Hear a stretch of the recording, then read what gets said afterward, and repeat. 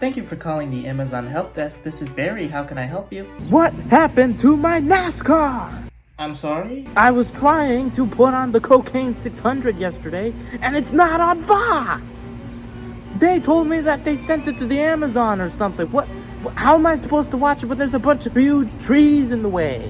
Sir, this is not the Amazon Rainforest. We're Amazon Prime, and we are a subscription service broadcasting 5 NASCAR events this summer. Subscription? You guys are sending the sport back 30 years! I have to pay for my NASCAR now? In this economy? Bullshit! Actually, we're bringing NASCAR coverage into the future with tons of pre-race and post-race coverage and next-gen stats thanks to NASCAR Insights. I don't care that you guys can do math, so can my son! I have to pay for this shit again, are you kidding me? Well, we are actually offering a 30-day free trial during this period, so you can cancel even after our coverage is finished. So if you're interested, I can happily... Yeah, nice try, Barney. You say it's a free trial or whatever, but I know what really goes on back there with your pyramid scheming. I know what you are.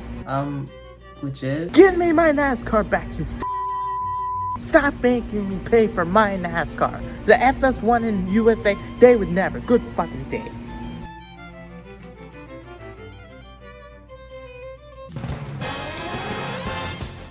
There's no greater tradition in the online NASCAR community than logging on to Twitter and checking Adam Stern's page to check the TV ratings of the previous race. And last week's report at Charlotte was going to be very interesting because it was NASCAR's first ever race on Amazon Prime, the very first NASCAR race shown only on a streaming service. According to Adam, Prime Video got 2.72 million viewers for Sunday's Coke 600, the first Cup Series race to be exclusively digitally streamed in the 77-year history of NASCAR. Last year's rain-shortened event on Fox got 3.1 million. We know there was going to be some sort of dip in the ratings from the network shift alone, but what's really interesting is how you stack this up versus the rest of this year's races and all of last year's races. I've assembled this handy-dandy list of every Cup race televised in 2024 and 2025 up to Charlotte. And right now, we are going to rank those by their viewership. I got this list and the numbers for it off of the Daily Downforce recap of the viewership so far. And as you can see here, you can see Prime here is the 25th highest race between the 2 years with its 2.7 million views. If we filter by network, you can see that Prime has a higher viewership than all but 2 of the FS1 cable races that were put on this year, and it's higher than every single cable race that was put on last season. But it doesn't stop there. Adam also reported that 800,000 viewers in the 18 to 49-year-old demographic had watched the Coke 600. Nearly 30% of the viewing audience. One of the biggest hurdles NASCAR has been trying to get over for the past decade plus has been appealing to the younger generation. And I can tell you, I've been a racing fan my whole life, but my mom, the rest of my family, when they want to talk about racing, they want to talk about Formula One because of how strong their outreach was to them and how strong the marketing of the series is in general. A drama series on Netflix, no commercials on their broadcasts, shorter races, a simple points format. NASCAR has achieved one of these things. The rest are very unlikely. However, the fact that Prime was able to draw in the younger audience more effectively than it has the last couple years is a huge sign as to what the right direction is. So what did work? Why is NASCAR on Prime so far, at the very least, a strong foundation? Well, to put it simply, it feels professional, and it feels a lot like the way NASCAR used to be treated. Do you guys remember NASCAR race day when it was on Speed, and how every single race weekend you had a panel on a stage with a large crowd behind them, waving at the camera every 5 seconds, cheering at the most random thing they'd say every 5 seconds? Good news! It's back!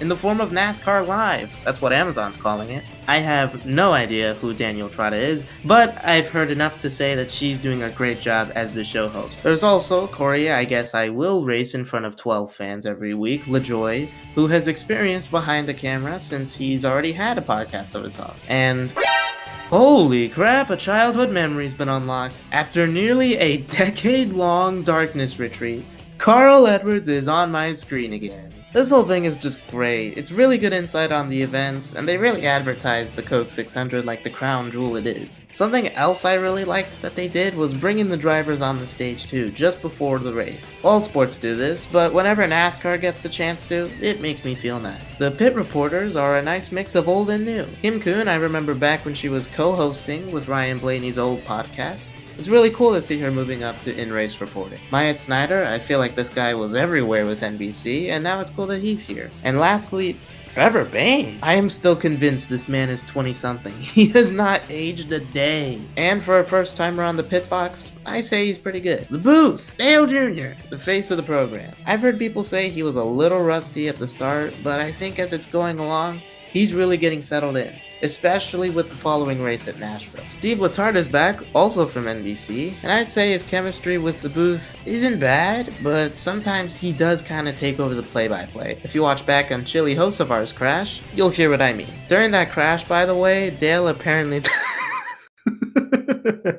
Adam Alexander, his first Cup broadcast since 2014, I think? Good to have him back. I think he bounces off the Prime crew way better than his Fox crew, but I still think the CW booth is goated for him. The graphics for their races is so clean. Speaking of which, I originally thought they were going to do what they did with Thursday Night Football and have a primarily blue leaderboard, but this black one that they've chosen, it ain't bad. I love the little detail that the track name is the same font as the NASCAR logo. It actually reminds me of the NBC pylon. Speaking of NBC, I think they worked a lot with Amazon to make these broadcasts happen in the first place. A lot of elements feel similar to their own broadcasts. Maybe too similar. The leaderboard font looks awfully similar to the one used for Sunday Night Football. The country-style opening theme, the driver portraits have near identical lighting. The bottom headline is exactly the same. Marty Snider, Steve Letarte. I think NBC might be going through a graphics change for this year, and it might look nearly the same, if not the same, as Amazon's. I mean, Prime's broadcasts of practice and qualifying during the Fox leg of the schedule was just copy-pasting their graphics, so maybe this is an early look at NBC's new graphics? Let's wait and see. Is this lazy? I mean, kinda. But remember, Prime only broadcasts, 5 of the 36 races this year? So I imagine they don't want to spend as much as Thursday Night Football if they're not covering as much as that. Besides, I'd rather their money go to the personalities they have, and their very good marketing. I've seen a bunch of ads so far for NASCAR on Prime. Let's go back a sec to that country-style opening theme. It's really cool. It's a remix of Up Around the Bend by John Fogerty, I hope I'm saying that right, and Eric Church. This reminds me of a 2000s Fox intro, which I'm not going to complain about. The broadcast itself also placed a heavy emphasis on a battle for the lead, and at times it did feel like everyone else was left out. I'll give them a pass for Charlotte because that was their first go-around, and I think they really improved on that for Nashville. And in their defense, the battle for the lead was pretty intense for the whole race. I mean, Byron and Hamlin gave us a show. And thank goodness that Prime is giving us a post-race show that was over an hour long and kept 1 million people watching? Yes, more of this please. It's good to keep the conversation going after the race, because that lessens the chance of people just forgetting about it when they wake up on Monday. In conclusion, Amazon Prime right now is understanding the assignment, and I'm really looking forward to how they're going to approach their coverage in the next 2 weeks. Now yes, it's not the most accessible form to watch the races. It leaves out some of the older audience. It's a paid subscription service. But they've left such a strong first impression, I'm happy with them sticking around for a while. If you ask me, Prime's viewership in their first year will be short-term loss, but long-term gain. If they continue in this direction, somebody get me in that Chevy with Dale, because I'll ride the bandwagon for Prime. What do you guys think? What are your takeaways on NASCAR and Prime so far? Let me know in the comments. Thank you guys so much for watching, and thank you to my subscribers for sticking it out with me for the past year. All 38 of you. Please subscribe. It is on the front straightaway. Oh no. You had one job.